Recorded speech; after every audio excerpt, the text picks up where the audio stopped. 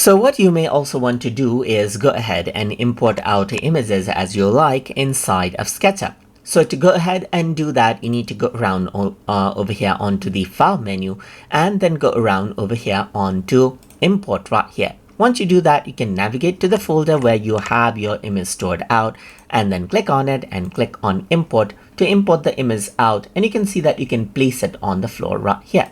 So this acts more like a reference image. You can see that you can resize this out as well right here. So this is what you have, as you can see.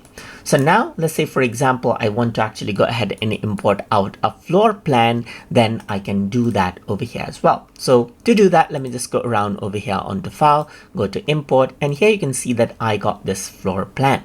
And whenever you want to actually go ahead and import that out right here, make sure you actually go ahead and choose import as image right here, just like this, so that it imports out as a separate image. So you can go ahead and click on import, and you can see that there is this image right here that you can go ahead and bring in, and you can go ahead and use the move tool and everything right here and place it wherever you want.